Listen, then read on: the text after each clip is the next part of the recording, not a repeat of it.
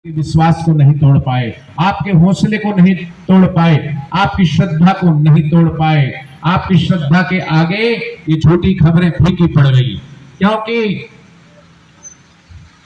सच्चाई कभी चुप नहीं सकती बनावट के उसूलों से। सच्चाई कभी चुप नहीं सकती बनावट के उसूलों से। खुशबू का कभी आ नहीं सकती निंदक के कागजी फूलों से। निंदक की निंदा कागज के फूल के समान दिखती तो है, लेकिन सुवास नहीं है।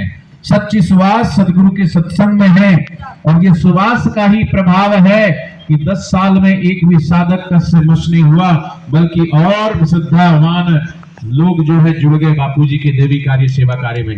पूरे हिमाचल में बापूजी के आश्रमों के द्वारा, और हिमाचल में आश्रम में ऐसी बात नहीं है, प्रदेश के देश के जितने भी प्रदेश हैं, हर राज्य में बापूजी के आश्रम है, जहां पर अनेक अनेक प्रकार की सेवा प्रवृत्तियों के द्वारा राष्ट्र उत्थान और भारतीय संस्कृति को उन्नत बनाने के देवी कार्य सेवा कार्य किए जाते हैं। चाहे फिर युवा धन सुरक्षा अभियान के द्वारा भारत के जो भावी युवा पीढ़ी है उनको सशक्त और मजबूत बनाने के लिए दिव्य प्रेरणा प्रकाश अभियान चलता है। बच्चों को, छोटे छोटे बच्चों को अपनी भारतीय संस्कृति का ज्ञान उनके मन में, उनके दिल में, उनके जहन में भरा जाता है। नहीं तो इंटरनेट और मोबाइल के युग में बच्चों को यही नहीं पता, आने वाली जनरेशन को, कि रावण कौन था, राम कौन थे, सीता कौन थे, वेद कितने हैं, उपनिषद कितनी है, हमारी संस्कृति के बारे में नहीं पता।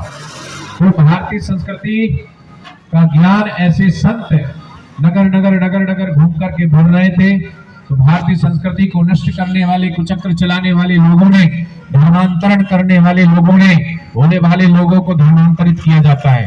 और तो हिमाचल अभी थोड़ा बचा हुआ है, हिमाचल के लोग आते नहीं ऐसे लोगों की बातों में, वरना जहां दूर सुदूर जंगलों में, आदिवासी क्षेत्रों में जो लोग बसते हैं, वहां पर जाकर के धर्मांतरित किया जाता है। और ऐसे धर्मांतरण को बापूजी रोकते हैं, तो झूठे केस में बापूजी को फंसा दिया जाता है। एक भी आरोप तय नहीं हुआ इन 10 सालों में, उसके बावजूद भी सजा सुना दी जाती है, और कहा जाता है कि न्याय सबके लिए बराबर होता है। न्याय बराबर होता तो दिखना भी चाहिए।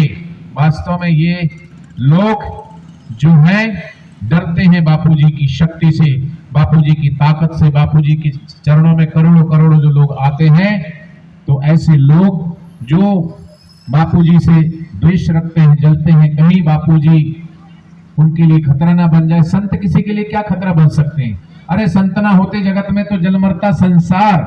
संत ही है जो समाज के बीच में होते हैं तो शांति बढ़ती, आनंद बढ़ता है। लेकिन राजनीतिक लोगों की राजनीतिक रोटियां फिर नहीं सीख पाती ना, क्योंकि समाज में शांति रहेगी, सौहार्द रहेगा, प्रेम रहेगा, भाईचारा रहेगा, तो लड़ाई झगड़ा किस बात की? फिर राजनीति खत्म हो जाएगी। तो अपनी राजनीति की रोटियां सेकने वाले राजनीतिक लोगों ने भले ही बापूजी के झूठे केस में रख करके समाज से दूर रखने की कोशिश की, लेकिन बापूजी के साधक जानते हैं कि बापूजी कोई व्यक्ति नहीं है, बापूजी चेतना है, बापूजी के विचार है, और उस विचार को, उस चेतना को और बापूजी को चार दीवारी में कोई कैद नहीं कर सकता। लोग बोलते बापूजी अंदर है, साधक कहते हैं अंदर है, लेकिन हम सब साधकों के हृदय के अंदर आज भी हमारे गुरुदेव विराजते हैं। हरि हरि। तो आज नादौन में बापूजी के भक्तों के द्वारा हरिनाम कीर्तन यात्रा, ये यात्रा ज्वाला माता की ओर जा रही है। इस ज्वाला माता की ज्योति को बुझाने के लिए कितने कितने लोगों ने प्रयास किया, लेकिन ज्वाला माता की ज्योत बुझी क्या? आज भी जगमगा रही है। ऐसे ही साधकों की श्रद्धा भी ज्वाला माता की ज्योत की तरह है। जुगनू की तरह नहीं टिमटिमा के बुझ जाए, दीपक की तरह नहीं कि थोड़ी सी आंधी तूफान आए और बुझ जाए, बल्कि कितनी भी आंधी आई, कितना भी तूफान आया, लेकिन उसके बावजूद भी आज भी ज्वाला माता की ज्योत की तरह साधकों के हृदय में सदगुरुदेव के प्रति जो श्रद्धा, प्रेम, विश्वास है, वो जगमगा रहा है। और इसलिए साधक का हृदय कहता है सदगुरु की तपस्या ही रंग लाएगी, ईश्वर से न्याय अवश्य मिलेगा। इतना इतना कुप्रचार होने के बावजूद भी आज भी साधकों के हृदय में प्रेम और विश्वास की ज्योत जगमगा रही है, तो गुरुदेव के आने के बाद और जगमगाएगी, और जगमगाएगी। हरि हरि।